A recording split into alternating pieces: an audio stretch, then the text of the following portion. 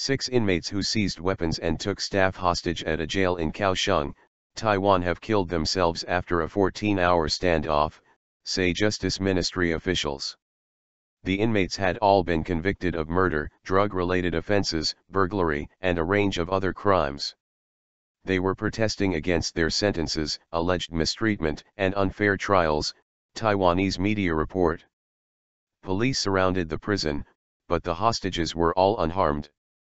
The 6 prisoners had feigned illness to lure 2 guards and take them hostage at about 16:30 local time on Wednesday, 8:30 GMT, Taiwan Central News Agency reported.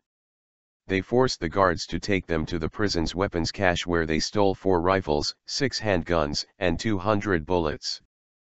Police surrounded the prison, one of the largest in Taiwan, and after negotiations, the prison warden and the head guard were exchanged for the hostages. But officials rejected the prisoners' request for a getaway car and brought in their relatives and a well-known triad gang leader to talk them into surrendering. The prisoners at one point tried to leave the prison, but were met with police gunfire outside and retreated. At around 3 o'clock on Thursday, 1900 hours o'clock GMT Wednesday, the prisoners released the head guard. About 2 hours after that, the prison warden walked out unharmed, according to CNA. Deputy Justice Minister Chen Mingtang said 4 of the prisoners had killed themselves first. The other 2 then fired at their bodies, before shooting themselves as well. Police have not released video or other evidence to support their statement. No other injuries have been reported. Triad members. The Justice Ministry said the ringleader of the group was Chen Li-Te, a member of United Bamboo, one of Taiwan's most powerful triad organized crime gangs.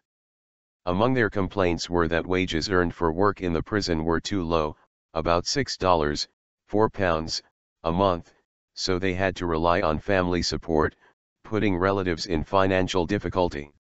In a message delivered by officials, Chen also complained that former Taiwanese President Chen Shui-bian, jailed for 20 years for money laundering and accepting bribes, had recently been given medical parole.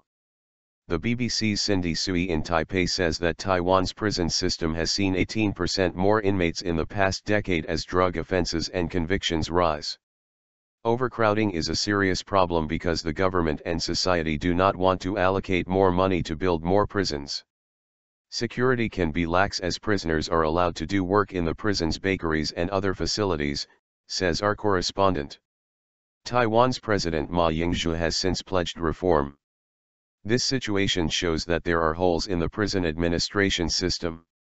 I have asked the Justice Ministry to put various agencies on high alert, fully stabilize the situation, and do an in-depth review of the prison system, he was quoted as saying on television network TVBS.